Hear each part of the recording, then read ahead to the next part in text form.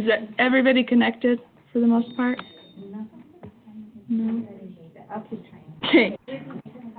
Okay. All right, so we'll just get started. So I think we all should, like, I don't know, do something awesome because legislation passed. So we're here, right? Super, super exciting. Also exciting hearing my own voice. Okay. So we're just going to move forward. So today's agenda, we're going to just review what happened during the legislative session, review SB 166, and the changes compared to the previous bills of HB 380 and SB 101. We'll go over the eligibility form for the new grants, I should say. And then I've just added on to here that we're going to do the Peep training dates and locations, quick survey, and then any other questions in open discussion. So I talked about these before in our last LEA meeting, but we'll just go over them again. So HB 47 passed, which is the Early Childhood Coordination Amendment, so that's really exciting. It creates the ECU, or the Early Childhood Advisory Council, creates the Governor's Early Childhood Commission, and then it describes the duties of the council and the members and duties of the commission. So it's just awesome because we're kind of like getting a voice on the Hill, and like as far as not just preschool, but all early childhood things are starting to get some coordination. So that's really awesome.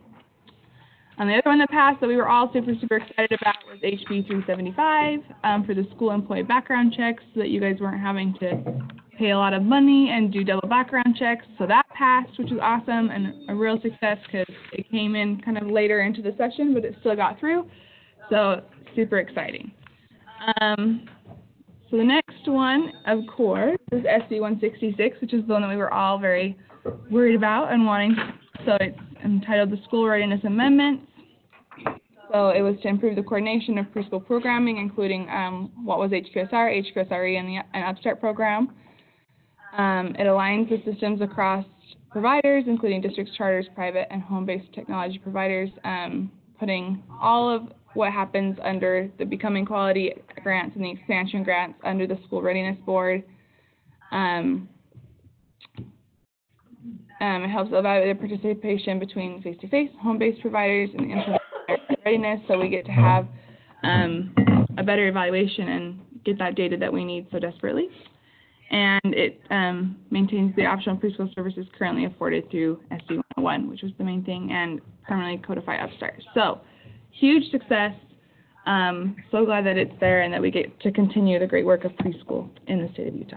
So, we're going to talk about SB 166. I will just say, so as part of this, because of SB 166, all of the preschool programs are now under the School Readiness Board, which is ran through DWS. And so I've been working really hard with DWS the last couple of weeks, cranking out the applications for these grants. But DWS has a pretty strict process when it comes to contracts and all this. So I will try to answer the questions that I can. Emma and I both will. But just know that, like, in order to not give you an edge and, like, make you exempt from applying, which would be terrible, it's going to be a little bit not as much information as you would want, but we're going to hopefully give you some guidance on what's coming next. So if you wanted to open the bill, you guys are all looking at this now, so that will be fine, I think. But the link to the bill is at the bottom if you wanted to go there instead while we refer to it. So I kind of mentioned this, so that it was a change of funding and the structure. So we went from the TANF funding for SB 101 to general funding, and that's why it's through DWS. So it's kind of just an interesting space because the state board is still involved, but it is under DWS. And right now, and I said this to some other people, but I do feel like right now with the way that Utah is, that's where it makes sense for it to be. With having it at the state board, it is kind of just tricky because in the Constitution for Utah, it doesn't say that the state board has any ruling authority over preschool. It's only through K through 12. So until that change is made, it makes sense to create a board specifically for preschool to oversee it. So it is nice that we have this school readiness board to oversee this. So DWS and USDE are collaborating on all applications, so it really is just that joint effort. And the School Readiness Board oversees all quality and all expansion grants. If you didn't know, we're on a tight timeline this year. We're trying to crank that out as fast as possible. The great news is that this is ongoing funding, so we shouldn't have this problem for a while after this year. So just hang on with us. We'll get through it together, and then next year will be so much better and it won't be as rushed. Okay, so as we go through these, I'm just going to reference the line numbers in the bill in the parentheses, so if you wanted to make a note of that or go back to it later. So the first part that we're going to just discuss is the School Readiness Board. I would draw your attention to the link at the bottom of this one, and I would recommend that you go to it. So this is where you can update and sign up for like subscriptions and subscribe to all things that happen at the School Readiness Board. Since they are regulating preschool, I think it would be good that you guys are all aware of it and participate, so you'll be able to know like when they're meeting, and there will be some recordings. I forgot to look at Nuna's email closer, but there will be ways for you to like listen on, right? Yep, and you can also attend as well, which is a great thing. We would love for more of you to come to those meetings. We don't always have like a big audience, maybe just one or two people, but as Jessica stated, we're going to have a larger board. More of the board members are going to have kind of research and preschool background, so we're really excited about that. But we'd love for you to either listen in, call in, or be there at the meeting so that we can hear your voices and get your feedback on how to make these grants better, and just have the board would love to hear your we need participation for sure, because we're doing our best, but you guys are the ones out in the field, so we always love hearing from you. So like I said, the board did expand quite a bit. I think it was 5 members before or something. Yep. It was a pretty small board, and so in the legislation that's been expanded to take in a lot more good point of view. So we have, if you just look at the list, so we'll have the executive director of DWS or the executive director's designee, which at this point has Tracy Gruber, who's over the Office of Child Care. One member appointed by the State Board of Education, which up to this point will continue to be Jennifer Throngston for a while. One member appointed by the chair of the State Charter School Board, so that one's new. 2 members who have research experience, so we'll have one who is appointed by the Speaker of the House, and then one who represents the Utah Data Research Center, which is exciting because, again, we need data really good. It's really crucial. One member who is not a legislator but appointed by the President of the Senate who has experience in the results-based contracts to represent the financial institution.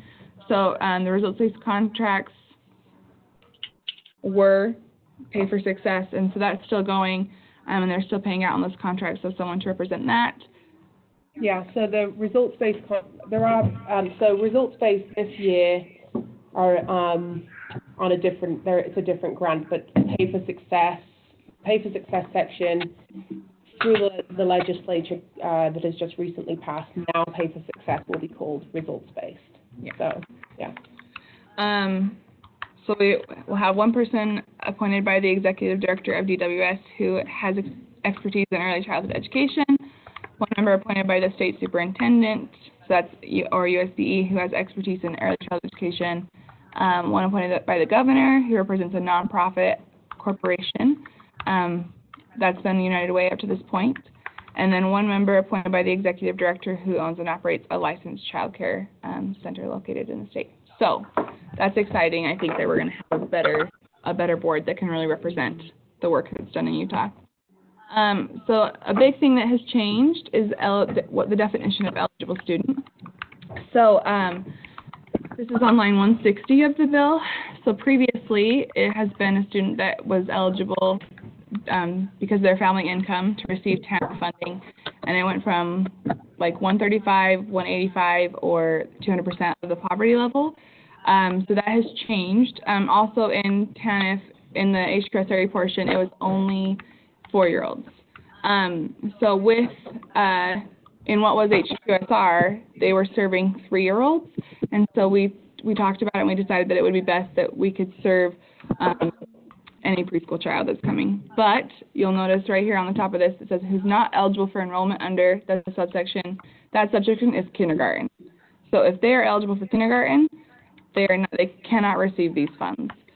So I say 3, 4, 5 as if they're turning 5 on September 2nd or September 3rd, and they're attending preschool. That's okay. But if they turned 5 and before, on or before September 1st, and they were eligible for kindergarten, and mom just chose to keep them home, they can't receive this funding. And on the eligibility form, you'll see that's the first question: is the child eligible for kindergarten? And if you mark yes, it's like you're done completing the form.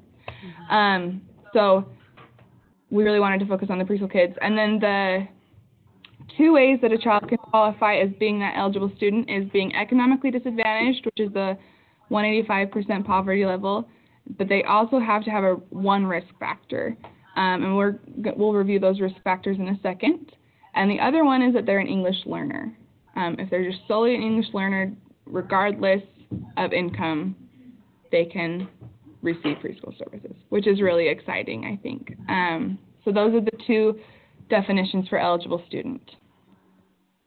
So the first one, like I said, is who is economically disadvantaged and whose parent has whose parent or legal guardian reports that the student has experienced at least one risk factor.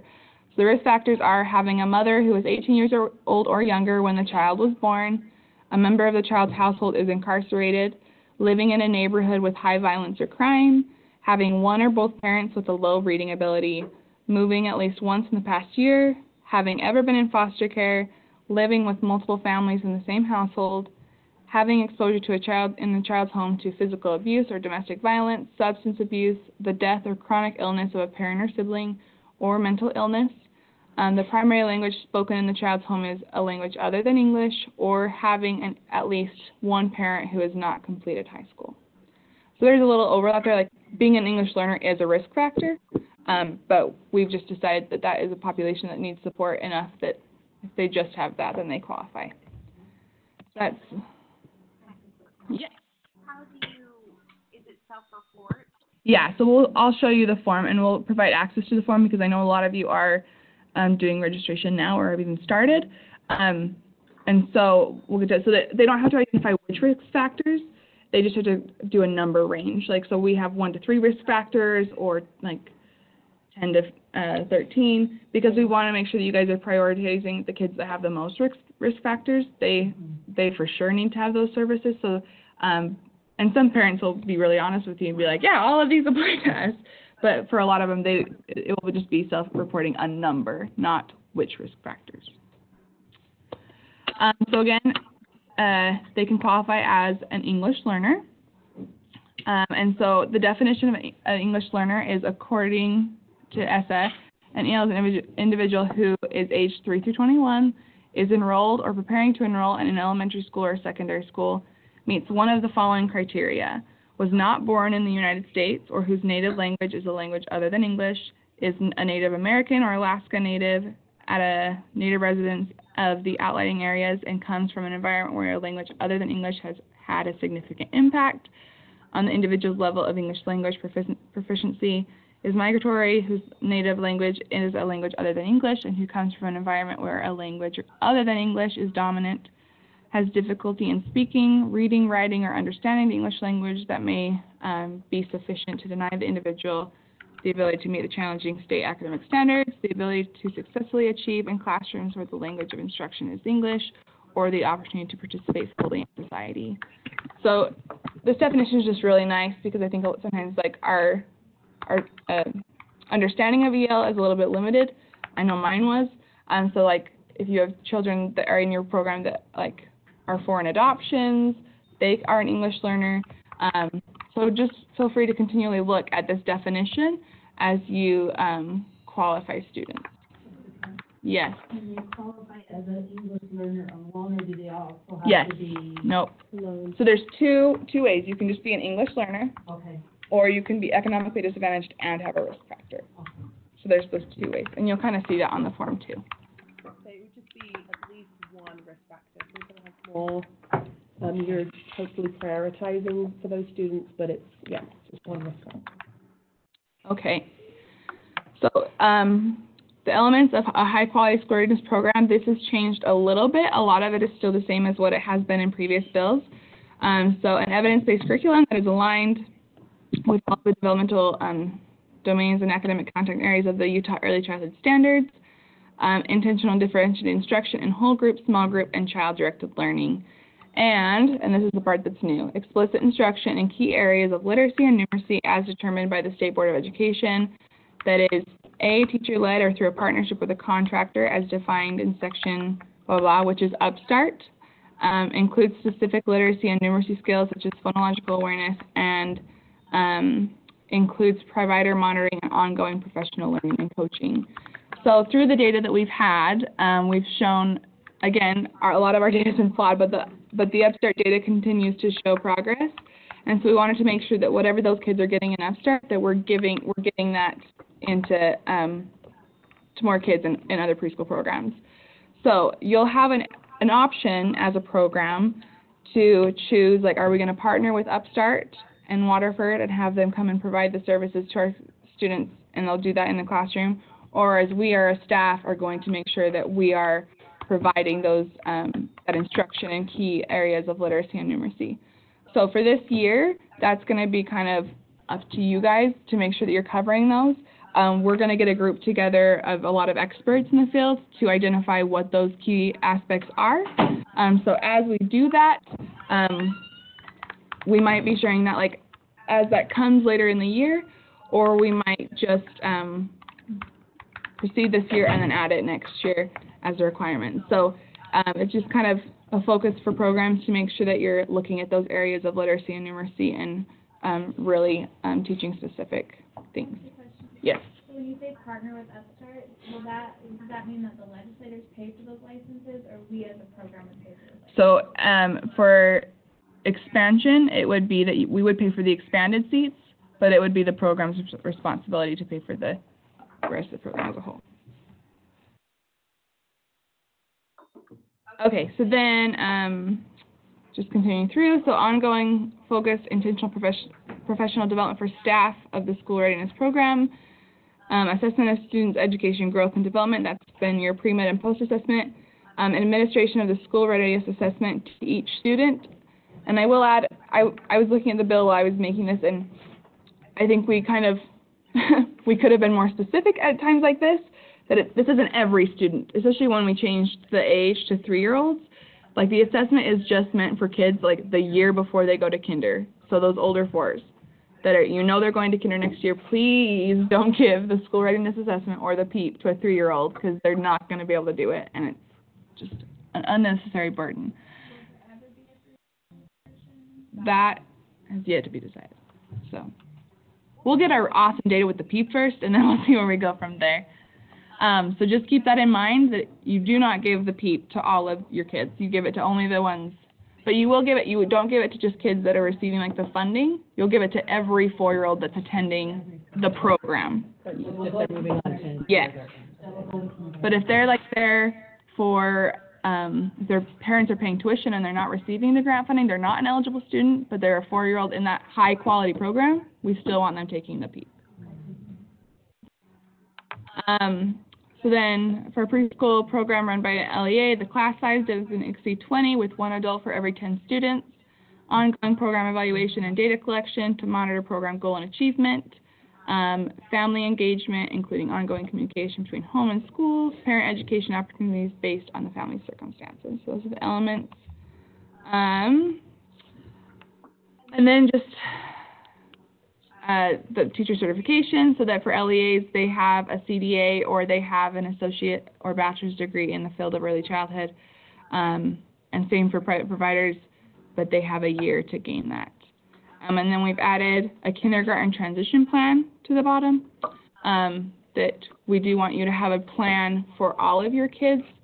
And you guys can decide what that looks like, but we've just noticed that, you know, a lot of times, like, for our kids that aren't on IEPs, there have been like some interventions or some things that have been done and prepared that student, and that's never communicated, and so then a kindergarten teacher starts from scratch, and that isn't, I don't see these being as in-depth as like a IEP kindergarten transition meeting, so I don't want you guys to like be super overwhelmed by that, pretty much what we're saying is, like, there needs to be some discussion that this child attended preschool, and, like, those teachers just need to have some kind of contact. So do you see that as a document that you share or as a meeting? It could be either. So it's kind of up to you guys, and you guys, well, now we're really in the dark. Good thing you all have your laptops open. We can all see each other. They're working on it. Yeah, here's hoping, right? Yeah, so, you want to open the doors, Elise? Yeah. So we have some light. So yeah, so, and when the RFGA comes out, there will be a little bit more guidance on that, of what needs to be encompassed, so just keep that. Okay, so in line 393 of the bill, Sorry, something I want to add. One of the great things about this plan too is that private providers that are on the grant yes, have to create some type of a transition plan, whether making sure that SSID numbers are being sent to the LEA Yeah. so that we're not duplicating SSID numbers. That's a We're huge thing, continuing to yeah. track data under the same SSID Yeah. number. that will be a requirement of the kindergarten transition, is that there is communication that this child has an SSID. I've joked about, like, making the preschool students, like, T-shirts with their SSID as they walk into kindergarten on day one. But that's been huge, and I think that'll be something that you guys will have to do on your district level, is making sure that secretaries in the elementary schools are taught, like, hey, state preschool is now a thing, and instead of just, because especially if they've been a secretary for a long time, they've just been in the habit of, like, every kid is brand spanking new and I just create these SSIDs. So, like, just making sure that we're having that opportunity to teach the secretaries of, you need to get into a new habit of making sure this child doesn't already have one. So the kindergarten transition plan will be really helpful for that and communicating that, we think, moving forward. Okay, so on line 393 of the bill, it starts with the Becoming Quality Grant. So this is what was previously HQSR, so we're just going to be calling it Becoming Quality Grants or Quality Grants. So as many of you know, these grants provide, it's to assist an existing preschool or home-based technology program becoming a high-quality school readiness program. And then the board shall award grants to respondents based on the respondent's capacity to effectively implement the elements of a high-quality school readiness program, the percentage of respondent students who are eligible, and the level of administrative support and leadership at a respondent's program to effectively implement and monitor and evaluate the program. So that one, they just come and, like, we really evaluate, like, are you ready to move your program forward, and have resources to become quality. On line 494, this is where expansion grants start. So this is previously HQSRE, and this allows programs deemed high quality to expand access to high quality school readiness programs for eligible students. So again, that hasn't changed. Whereas HQSRE was only for TANF kids and everything had to be justified by that TANF number, it still will be that way, but it will be for eligible students. As far as what that looks like, we're still working that out, and that will come as well. But I said this, I'm working with you guys to do all we can to make sure that the process is much simpler than what HQSRE has been for you guys. So just know that, like, even though it's still focused on, like, funding can only go to eligible students, it won't be the headache that it is now. So we can continue to have lots of conversations about that. I just have a question on eligible students. So if we, and then I'll go off that checklist and everything, but, so if we have a school that we have a preschool in that is totally Title I, everyone is on free and reduced lunch, we could. Well, they're probably receiving Title I funding, so this can't supplant funding. It can supplement existing. So, like, because HQSRE existed and is now gone, that this is, like, supplementing that. But you can't, like, if you're getting funding for a program through Title I, we can't fund those kids because you're already getting the funding. So Jessica, sorry, I have somebody that's just messaged me that said that they can't hear all of the questions. So if we can repeat the questions, just to, I can do that, or you can do that either way. Yeah. Yeah, so if you couldn't hear, the question was if they're receiving, what did you say, what funding? The free or reduced lunch funding? Yeah, so I have a school that's all Title I that I really want to put a preschool in. But am I able to go through this expansion grant, even though they're all... As long as the preschool program isn't receiving the Title I funds. There's not really a program in there yet. Yeah, so then you would, yeah. Okay. Yeah. So it would have to meet the income and the risk factor. Yes. Yeah. Just, can I have another question? What about SPED kids qualifying? Sounds So terrible. the question is if SPED kids can qualify, and I'm going to say, and let me know what you think, but we have previously accepted that because the grant has paid for the regular ed portion of that child's education. Because the SPED is an added on cost. Yes. Provided with all the related services. So they can still qualify then? Yes. Okay. You okay with that? I think we discussed that, right? What about funding for 3 and 4-year-olds? Because 3-year-olds may not, or is it required that 3-year-olds now attend 4 days a week, or how are you doing that? So you guys are still running your programs, and we just respect your program structure. So Davis runs 2 days a week, you guys run 4 days a week. That's up to you guys. Get the same amount of funding? No. Again, this is hard because Emma's going to be taking over the financial piece. How I had it previously would be like I would just, if you had a child attending 4 days a week, I would count that as like, okay, 1 kid. And then if you had a kid attending 2 days a week, I would do that as like half a kid. So, because it's like space in the classroom is what I'm trying to get to. So. And as for just the finance piece, because it's being run This is where the through mic is. So. the Department of Workforce Services, we have gone to our fiscal directors and accountants to have their feedback on how it's going to be set up. So that's something that we're definitely going to have to get back to you about. So even I don't even have the answer for that right now, but we're still in continuous conversation about how things can function easier. Yeah. Yeah. Yeah. Yeah. So the board, and again, every time it references the board, it's the School Readiness Board. So the board shall determine if the respondent school readiness program is a high-quality school readiness program by applying the tool and then reviewing performance outcome measures. So line 653 is where the evaluation, the tool, and reporting talks about, comes up. So there'll be on-site observations, which have been our ECHRS observations utilizing the tool. So right now, the tool is ECHRS, developed at a frequency and a number of classroom visits established by the board. So that's been something that's been kind of tricky with private providers. They see less classrooms than we do, but we've wanted to be able to find a way to get into more classrooms. So we're ensuring that the quality really is throughout the program, as well as I feel like that's been a really big flaw in our data system in that we have been deeming programs quality, but off of 2 classrooms, but then when they test that class, or when ETI would pull kids, they're not pulling from just those 2 classrooms. They're pulling from classrooms that we haven't seen. So we feel like that was one of the limitations in our data. So they'll just determine a frequency or number of classroom visits, how many classrooms and how often we will be doing that. So that may be changing. I do not anticipate that we'll be going to all of your classrooms because some of you have a ton of classrooms.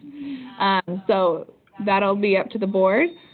Performance on the performance outcomes, making sure that these programs really are effective, and then whether any of the programs improved kindergarten readiness through funding provided under the school readiness grant. So as we clean up the SSID mess and prevent it from getting bigger and can really track our data with the Peep and the Keep, we're going to be able to start seeing which programs are effective, which I think is going to be fantastic because when we see the growth, we can see what other programs are doing and implement that other way. Yeah. So are you guys going to try and come out and do the ECHRS? Yeah. So that's on, like, I think the next slide. So what was the question? Sorry. So the question is, like, pretty much the question is when am I coming to do ECHRS? So I'm waiting on a decision by the board because of our tight timeline. So we're going to see what they say. We're thinking there's going to be a look-back period that may be acceptable for this year. And so I'm waiting on the board's decision, and then thank you. Aren't we all? Stop praying. Yeah, so a look-back period will be suggested to the board, and then if they approve it, then that will deem what observations I have to do. So that means that you have not continue this program right now? Yeah, possibly, depending, yeah. So we'll just see what the board says, and then I'll let you know. So don't panic. Like, I have a plan. I'm not panicking. It's always the school readiness board from here on out. So, yeah, anytime that in the legislation, anytime it references the board, well, the State Board of Education is responsible for the evaluation. So you'll see the State Board mentioned there, and like any part of like us navigating it. But as far as like decisions regarding preschool, it's always the School Readiness Board.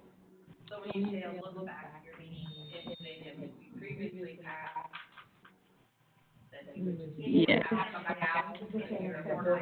Yeah, so if there's an acceptable ECHRS within a certain time period, then we will potentially not have to do an ECHRS for this year. And when we meet with the board, I mean, we typically, I mean, we go with recommendations. Yeah.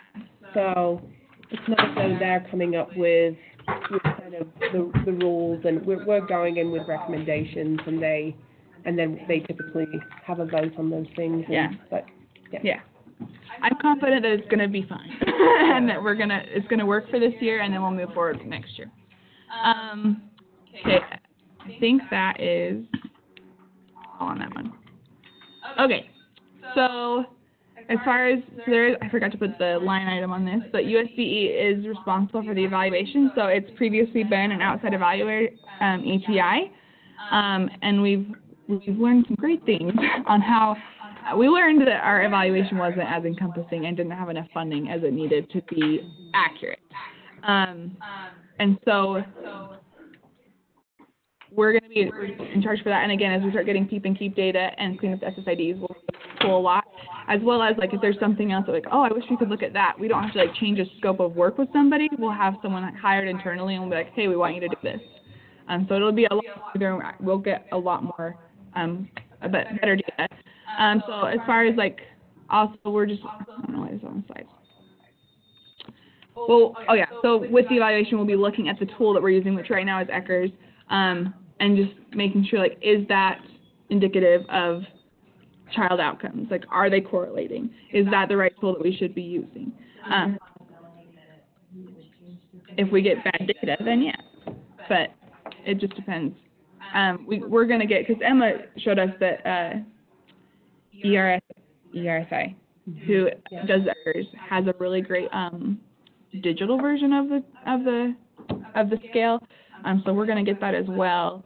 But it also comes with a great way to do like data correlation, and you can like look at teacher certifications and if that makes a difference. So I'm really excited for like what's coming, and that yeah, for us, yes, it's a steep cost. So we're gonna start with one right now. But it'll be really nice because I can go in and enter like all of the ECHRS that have been done in the last like 3 years on paper, and what we knew about the staff and things like that. So like there's lots of data that we have that I'm excited once we get this evaluation person to like start, and that's going to like be their job, is evaluate preschool and let's get accurate data. So that's really, really exciting. So, sorry to interrupt, but for those of you online, the question was, is there a possibility of the ECHRS 3 changing? And so you heard Jessica's response, and then, sorry, your question was a cost. Is there a cost on for the digital format? So for the, yeah. For the digital format of the ECHRS, there is a yes, cost. there is a cost. You want to look into it, you can, but I don't see a need for you guys to do that. So again, we're going to be able to clean up the duplicate SSIDs. That'll be someone's job too. And then we're going to compare programs and their effectiveness in preparing students for kindergarten, and then again the correlation of the tool and student outcomes. Okay, so school readiness assessment. So in the bill it's called the school readiness assessment, or you'll see the preschool entry and exit profile, which is the PEEP. So it'll cover literacy, numeracy, and lifelong learning practices. So that is the new term that we're using for social emotional. Lifelong learning practices like takes in social emotional, but takes in some other things as well. We will be collecting the data on that. That was put in the legislation. For KEEP, they haven't been collecting data on social emotional, and I don't anticipate that changing.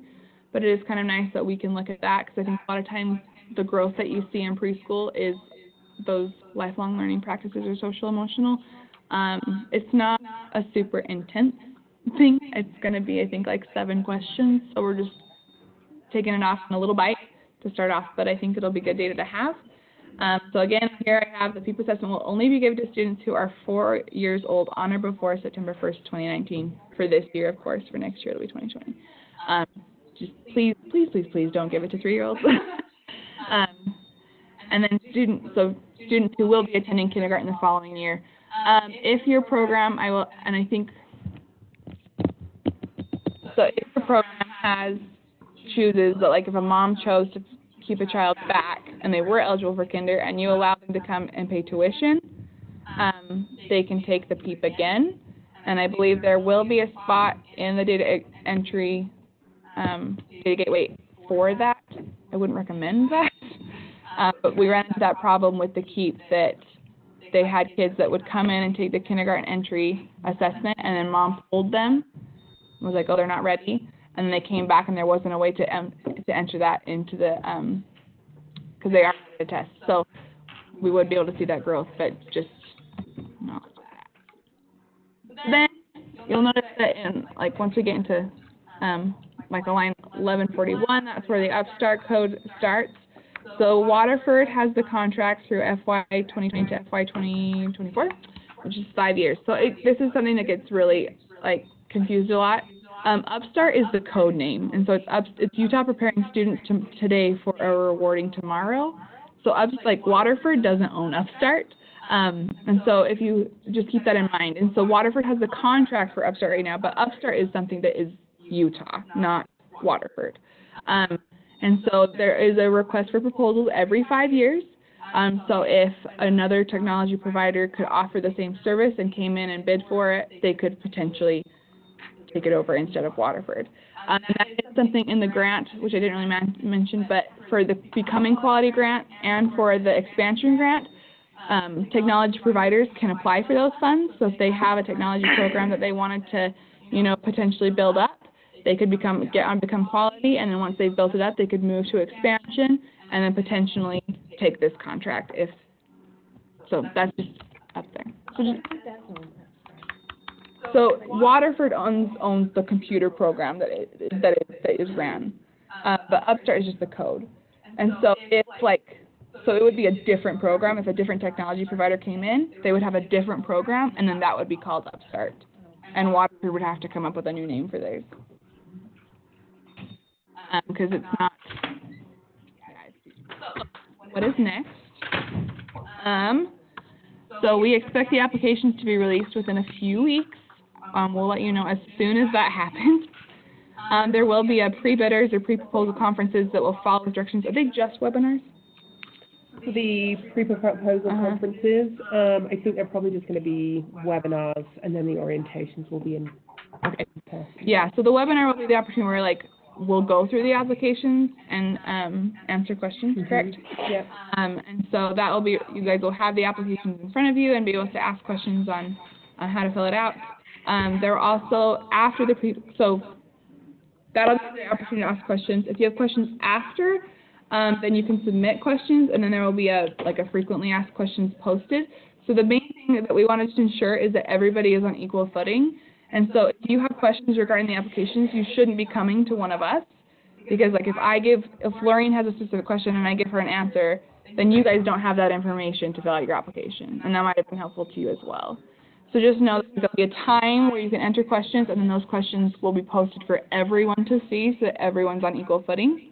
The questions should not be directed to us, and then I put here the ECR's observations are pending on a board's determination of a look-back period. And share information as soon as it becomes available. So, okay, so this is the eligibility form. So you're also very eager. So I have, which I think you all know, just because I'm giving you this form doesn't mean that you have the funding, but it will be nice for you to register kids now. So the first question is your child eligible for kindergarten, 5 years old, on or before September 1st? If the answer is yes, then they're done. If the answer is no, you can continue through the assessment. So are they eligible for free or reduced lunch price? Yes or no? And then is your child an English learner? So we have talked about having 2 help documents for you guys that would be what is eligible for free and reduced lunch, and then putting that definition of an English learner. So that if parents come to you while they're filling it out and they're like, I don't know how to answer this question, or they said, I don't know, then you can follow up with them with those help sheets. And then the risk factors you can see are there. So that they can just read through the risk factors, and then they select a range of how many risk factors apply to their child. And then in the top corner, you can see that that's for the office use. So is the child eligible? Yes. And then we want to know, like, are they, in which way are they eligible of those two ways that you can go? And if it's both, if they're an English learner and they're academically disadvantaged and they have multiple risk factor or one risk factor, which they will if they're an English learner, then you'll select both. So. Now, I don't know about Utah State Board of Education, but the Department of Workforce Services, just, I'm sure you all know this, but we do not you do not send these forms out. This is information that should not get out there. So these forms would stay in like a locked cabinet, a file cabinet, so that they're protected, they're kept safe. You know, it gives you an idea as well, like any additional needs that students might have. It helps with prioritizing enrollment, but these do not need get to be emailed out to anybody other than it needs to be in your on your site. Yes. Completed forms need to be secure. None. So we do everything online with our registration, so all these things are already incorporated. We need a separate form so we can pull the data. Because we can pull all of this data and parents certify that yes, all of the information is true when they move in. But I think it's been okay. No, It has to be the exact form. right. I think that we would just kind of ask, kind of like we did in results based, what percentage have 1 to 3, what percentage have 3 to 5, you know, and so that's all the information we ask for, and that's fine. Yeah. That's fine. Yeah. Yeah, so I think that might be part of like the monitoring and the when we come to like file monitoring, we will probably pull a sample. And so in that case, I would want to see the form, or you can like look up the specific child on whatever your electronic system is and show me that it's completed. I just want to make sure like the child qualifies. So if you have a way to demonstrate that yes, they qualify, that's all we really care about. Yeah. Yep. Yeah. And so the link at the bottom, you'll probably want to write down. So that's where the form is, if you want to get it and print it off. I've used that link in the last one. You probably just might want to like bookmark that link, because that's where I'm going to put everything from all of these LEA meetings that we have. But it's in there. Yeah. One thing that I wanted to add, and I don't know if any of you have had this issue with risk factors, but this can be a really hard form for parents to fill out, especially if they've been through, you know, some things and they're still going through some of these risk factors that they have. So, you know, I would just say that conversations need to be had. I mean, I've had calls from parents asking me if I'm from, you know, Family Services, if I'm from DCFS, and so some of them get really spooked and scared that somebody's going to come out after they report this kind of information. And so if you are doing it by paper, and I would say, you know, if there could be some kind of conversations with parents to say that this is just for us to kind of have a, you know, a deeper understanding of where your child is coming from and how we, you know, can provide support, that would be, because we obviously don't want this is for you. We just ask for you to report on what, you know, just the percentage. We never want names with anything. So I'm sure you're all aware of that, but it can be just a hard form for parents to fill out. So yeah, ensure the parents that it will be in a secure location, that it's just for verifying eligibility and possibly like supporting them in the classroom, that it's not going anywhere else. So yeah, so go to the link and you can use that eligibility form. Okay, so legislation discussion. So for the Peep entry, I haven't talked to you guys about this yet. Leanne, I picked a time, and Debbie, 9 to noon. So we're going to have 3 different training dates and locations to hopefully get as far across the state as we can. Anyone is welcome to attend participating in the grant or not. You're welcome to give the assessment if you're participating in the grant or not. But I will say that right now we're only planning on printing the materials for grant participants, and the data entry will only be starting out for grant participants. So you're welcome to do it, but you're going to be if you're not participating in the grant, but you're going to be responsible for printing materials on your own. They'll be made available to you. They'll be free, and then you won't have access to the data gateway. Again, just starting out, maybe you'll get to a point that'll be great. We can compare other preschool programs. But for now, we're just starting out there. Your question? Lisa Crane has a question. I think she's asking if we get the 3-year-old too into 10. Yeah, so sometimes we could only serve 4-year-olds. That's changed. You can serve 3, 4, and 5-year-olds who are not eligible for kindergarten. They're not enrolled, they're not eligible. So, just to clarify. So, since y'all have your devices out, if you'll go to the tinyurl.com/peepdate and just fill that out for me, that way I can kind of get an idea of how many will be attending each section, and then we can make sure that our locations are sufficient. So if you can hurry and do that for me, that would be great.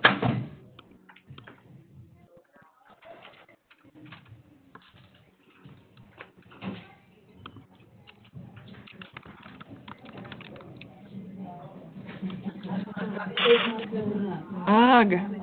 Hold on. Can I use your... Yeah. It says you need permission? That dang permission. Give me a second. It's only showing PowerPoint, so I can... Do something about your sound.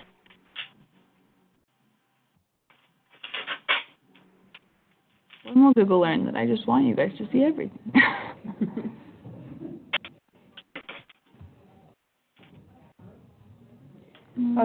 Lisa has another question. So she's asking, her question wasn't, it was, are programs required to serve 3-year-olds?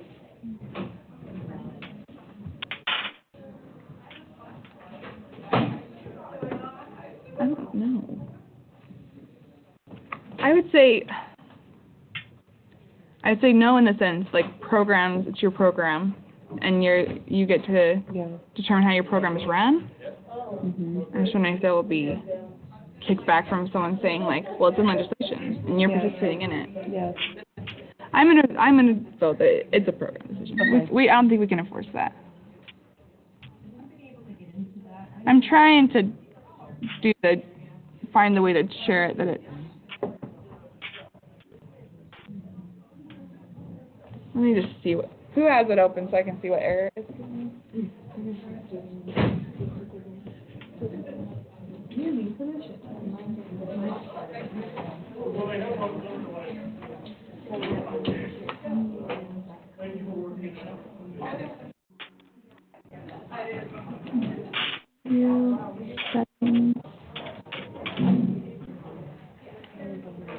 Okay, try it again.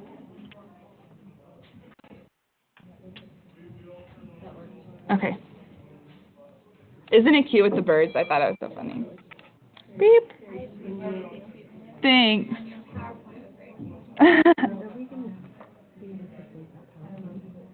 It's being recorded, so and I can send it out. Oh, let me go back.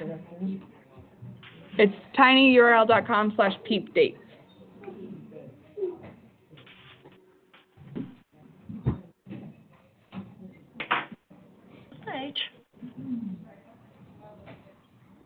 So if I wanted to come up for like one of the earlier ones in May, would that be allowed? Mhm. Yeah. Yeah.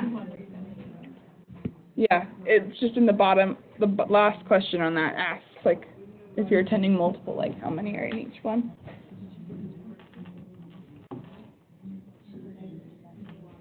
So this took me to.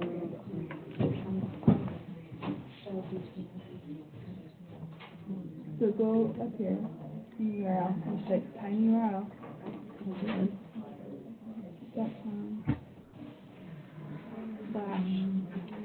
Peach uppercase. If we have 2 people here from our district, we only need to fill out one form, right? Yeah. No.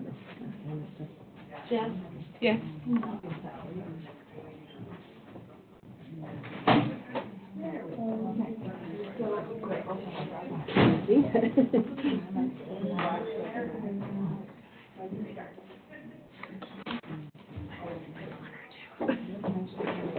I know, I'm not writing down these questions, because it'd be good to have this in the Q&A, so we can,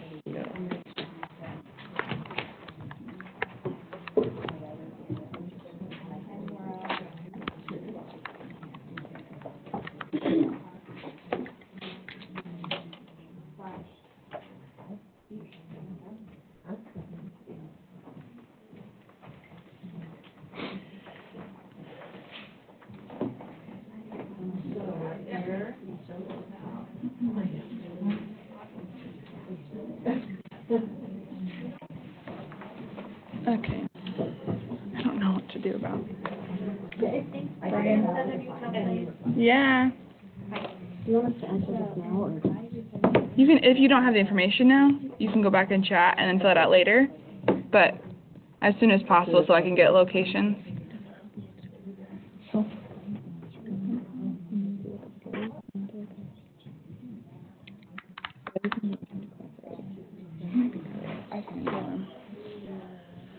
Okay, so that's kind of the end of the presentation.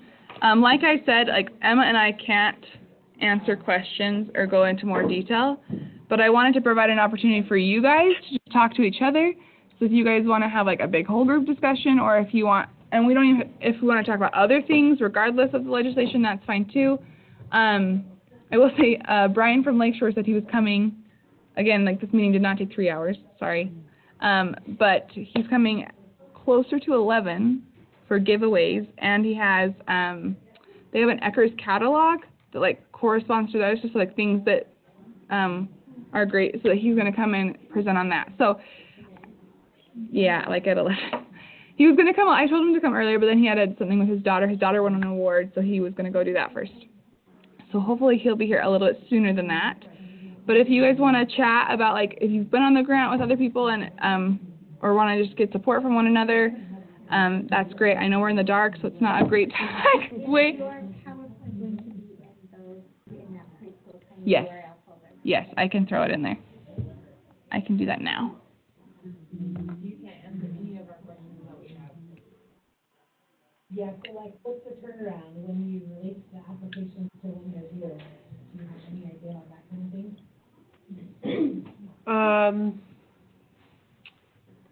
We don't have like specific dates right now. We're working on it, but we have with DWS we have to go through a huge process where directors are looking over the applications, the RFGAs, the scoring, rubrics, all of the documents that go along with the application, and then it has to go through legal, so it has to go through this huge process. So we're hoping that it's going to be released, like Jessica said, within the next few weeks. Will the timeline be released with it? The timeline will be there will be. I mean, we're hoping for. I don't know.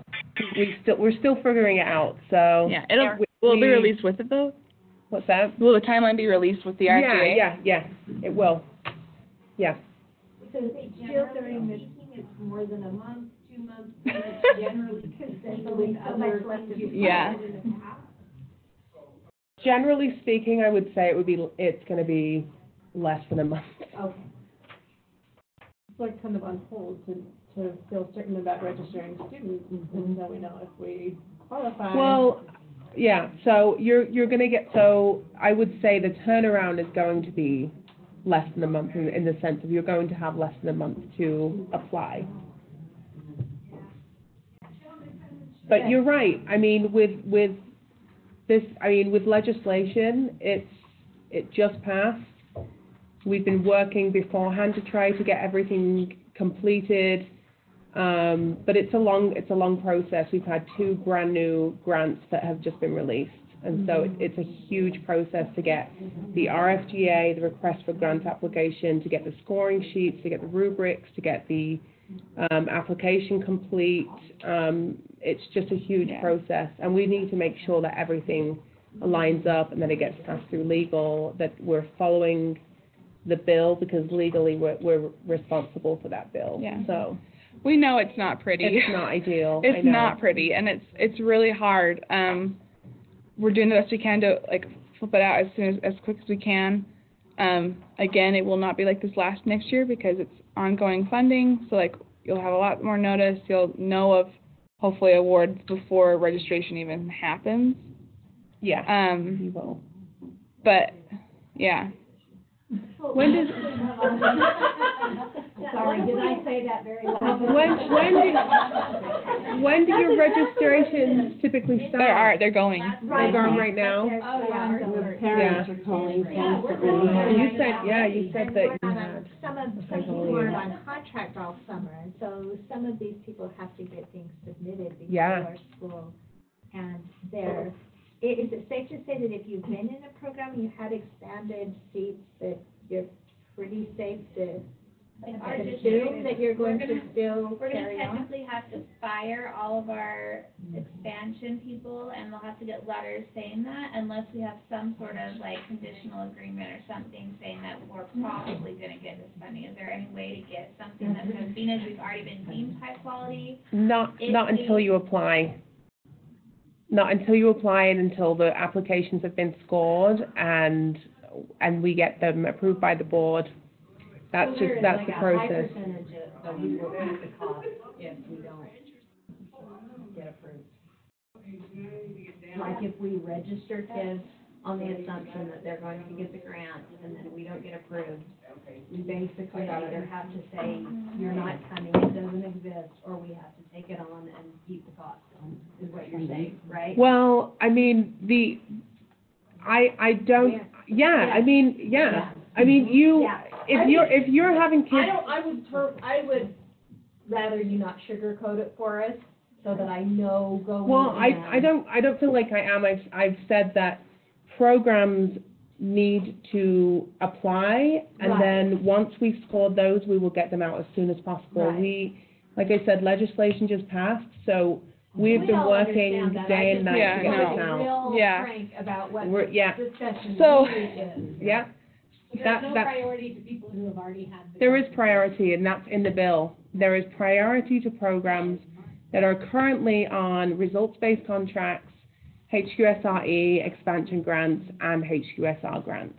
So you do have priority. So Yeah, you you do do. have a bit of priority. Absolutely, yes. Okay. Yeah, and if you I didn't know if have that was in the been, if you're RFTA or if it was in the expanding- application in the bill for. It is in the bill. It's in the bill that we, so if you go into the bill, and I'm not explaining anything that is hidden here, like if it says it in the bill, and so if you're on those grants, you have priority, and we have created the score sheet in a way where programs do have priority if they're already. So is it like Yeah.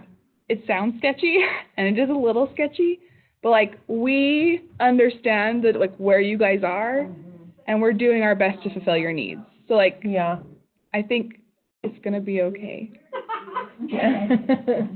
It's gonna be. From what was said before, so with this, I mean, so we're on the expansion grant, we have expanded seats, Yes. and this can continue with those expanded seats and more if needed, or Yes. can you just do the Yeah. expanded seats you have? So I'll speak to that. So in the bill, so previously with HQSRE, they were receiving like $9 million a year, 7 million a year. 2 million of that went to Upstart for TANF funding seats. We were not spending 7 million. With expenses and like proposed budgets, it's with all of the districts, it was more like 5.3 million. So I asked for 6 to give us a little bit of a cushion. I think a lot of times you guys aren't even spending the 5.3, but I also wanted to provide a little bit of space for us to continue to grow. Now, like, that's not a huge cushion. Like we can't go crazy. That's what I've been saying.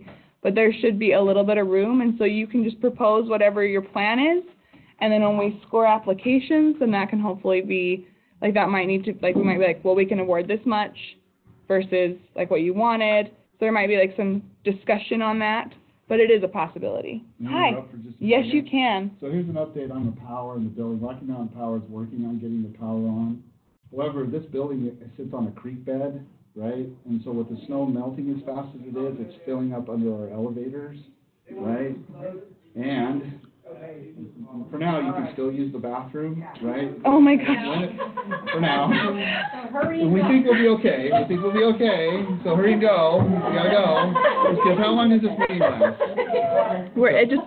How long their discussion goes now. We're Okay. kind of done with the most of it. Okay, all right, so I didn't know if we were done, right? So, just, okay, so. Thank you. Okay, see you later. That's exciting. I learned something new today. Okay, Like Shelley. I said earlier, there's a French restaurant down the road, so Are they on the creek bed? they have really nice croissants, so. Okay, Shelley. So I know you haven't figured out how the reimbursement works. Yes. Can you tell us an idea of how that works? Is there going to be a rubric like there was with IGP students? I guess we can talk about, like, the options we're messing with, right? Will we still be able to support the staff with this, or Yes. just covering, like, what's the Allowable and disallowable costs, things aren't changing. So like what you've been spending money on, you will be able to spend money on still. It's just like the way that you're getting the funds. And the issue, Possibly. the issue with talking about it is, like you said, like, be frank with us, Yeah. don't sugarcoat it, is that we, you know, that's not my decision, it's not Jessica's decision, so finance is telling us, like, how we need to be able to, kind of set this up, so so we don't know, they haven't come back to us and made a decision. Thank you. So, for us to give you an answer, and then for you to kind of take that on as truth, and then come back, and if something else is told to us and we come back to you, we don't want you to come back to us and say, well, you told us this, this, and this, and this, and that this was gonna happen, and so, we're not trying to be, as Jessica stated, you know, we're not trying to keep anything under the rug here, or try to pull the wool over your eyes in any way, we just, there are certain, we just can't answer certain questions because we're in the dark. You can come number right away. one, we need to keep it competitive for the programs, and two, we truly do not have the answers for budgeting right now because we're waiting for their response. I guess I understand that. I just wanted us to understand, like, if we're planning for next year, if we can still plan in a lot of the... Everything you've been asking for, like, expenses-wise, like, continue on. It's more like how the reimbursement's going to happen that we've been having the really big discussion. But as far as, like, allowable and disallowable costs and what you can spend money on, it will be the same. So plan for it. Welcome to our dark room, Brian. Yeah, this is awesome. This is really cool. Yeah. So, yes. I don't know if you can answer it or not, but we haven't done the expansion before, so I'm a little bit less familiar than a lot of people, I think. So with this money, it's a per child funding, so like each individual child gets approved, or how? So again, that's kind of, so what it is how, I'll speak to how we have done it, and then we're still figuring out if, like, it hasn't been the best way, so we're trying to figure out, like, if that's how we're going to keep doing it. So what we've done is that people have, like, submitted a budget, and, like, we're going to expand one classroom, and we're going to anticipate that we're going to expand, like, 30 kids. Well, that's justified because, like, you could have 15 attending in the morning and 15 at night. So I've really been reimbursing on, like, an FTE basis. So however many seats you've expanded, if you've expanded 60, then that's like 2 FTE. So I'll reimburse for the staff for those 2 classrooms. I'll reimburse for the materials for those 2 classrooms. I'll reimburse for, like, the snack and PD salaries for those staff members. Because all of the kids all of the eligible students aren't all in the same classroom, if you have a PD that applies to, like, the needs of those eligible students, then we'll reimburse for, like, the PD salary for all of your staff if it applies to those needs. So it's really been more of an FTE basis of, like, you've expanded so many seats, what did you really need to support those seats, if that makes sense. So it's we don't know. We don't know. We're waiting for finance. For example, we just expanded a whole bunch of classrooms ourselves, but we're stretched thin and need money for that. But it's like we can't add 20 more classrooms or 5 more classrooms. We just expanded 30 classrooms, you know. So can it help with stuff that we're already doing and continue ongoing, or does it have to be new growth? No, you can. So expanded can mean two things. So expanded can mean you're opening brand new classrooms, and we're helping to support those new classrooms. If you're not, some programs don't have the capacity to open new classrooms, so you can expand, and that would just mean you would be saving specific spots for the eligible kids within those classrooms. So that's also considered expansion. Yeah, above baseline. So if you're running 18 kids in your class right now, then your expansion would be to go to that 20. So if I'm already running 20 kids, but I don't have very many low-income kids because they can't afford. I think this is a further discussion thing. Now I'm saying I'm going to hold 5 low-income spots per class in these certain areas because that's So I think we're going to have to come back to this because Emma and I need to have that conversation of how she's been justifying HQSRE and how I have been justifying it. The way that I've been doing it, that wouldn't count as expansion because I have to go from your baseline enrollment. There has to be, growth from your baseline. So right now you've already, because Duchesne was kind of in this way, is like they expanded before they got on the grant, and so unfortunate that was in their baseline. So, but I agree that, there's a need and a need for that funding. So, that's up for us to discuss, if there's a way that we can make that work. Yeah, and I would say that it would, I mean, I think that the conversations I've had as well is that programs can hold the kids. So again, we need to have a conversation about that. Because I'm completely on board with you, and I think I completely understand the need, and I think the expansion you just expanded, but with the way that I've been doing it, but this is a time to change things up. It's new legislation, but that's just a discussion that we're going to have to come discuss and come to It's also going to be how you're going to take a baseline, or how are you going to determine, because if we're having and we, in that semester, it's clear till the end of the school year, right? Kids or whatever else, and then, so we as the LEA taking the baseline of what our enrollment was, and then what it is.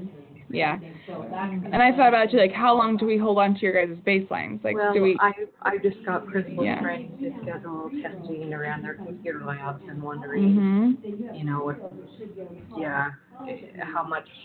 I mean, that's not going to expand your baseline, but I think we have to be careful to not X ourselves out of the ability to be able to, now that we have 3, 4, and 5. She's on the Davis district. She's an eligible student. Three-year-old parent. Sorry. Already? The first year you were in, but now it's not an expanded slot. I mean, keep all those in your slot. Yeah.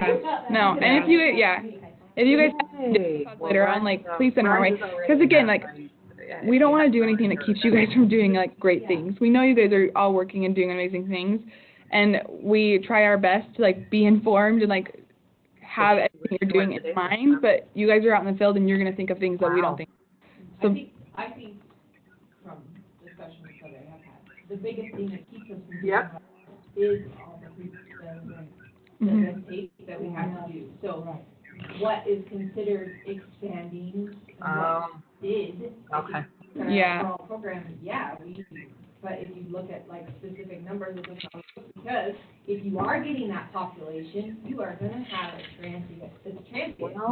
When they move out, your number goes a high rate of turnover there. And so, I mean, all those kinds of which things makes you wonder. And then not understanding how it works. So with all the or with DWS or whatever, they want this report, and USB doesn't look at this report, but DWS does look at this report. I'll just get online and this one doesn't really affect this or that. That's the stuff that gets really wider. How do we a very clear as time, very clear. All right. Good to know. Established. This is how it works, so that we are all. Because then you're not going to have, David. I just pulled our history report. See where we were, but just wasn't sure where that. No, it is tricky. IGP is not going to be around. Which I always thought was kind of weird because it was why would you IGP kids could qualify for TANF, and if you're trying to get TANF seats, why would you do the IGP scholarship? So it was always tricky. So it does. Anyway. Well, even if I can. It was really, it was tricky. So that was part of it too. And week 2 and week 3 off of May. Yeah. That will probably help them. Well, our testing window opened this Monday, but Rise wasn't ready. And we're going to spring break, so we won't start testing until after we get back from spring break. My preference would be fund the slot, and then those slots can't be taken away, because that's really hard for me. I start a classroom in the beginning of the year, and we have this transient population. Oh yeah, I will. Oh yeah. No. On me as an LEA. Don't stress it, Mike. Don't stress it. Just whenever. Back into those spots, but there's going to be, and if I'm told third quarter, we're pulling this amount of money, and we're doing our everybody. I mean, that all of a sudden kills me because now I have no way to pay for that teaching staff, that classroom. So those No, and that's something we've had a conversation about. Yeah, because that has been hard, because I know that, like, you guys had and TANF was hard, because you would have this great goal, and you guys would, like, be on the ground doing great recruitment, and despite all your amazing efforts, like, you didn't get your TANF number, and then that, we couldn't, we tried really hard this year to, like, make that, the adjustments to the budget as needed, and make sure that things are justified off that TANF number, so it should be better this year. But I agree, like, because you have to, like, you have to build the classroom and get the staff to set up for that kid, and then if that kid doesn't come, like, you still, sorry you don't have a job, and lecturer's not going to take the table back. Just kidding. But find something to do with it.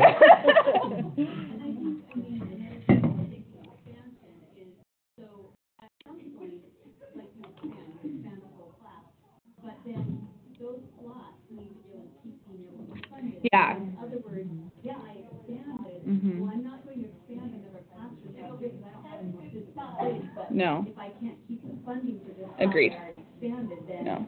And that's how we've been, is that, like, with HQSRE, if you expanded in the first year and then you just chose to maintain that expansion for the next 2 years, we maintained expansion.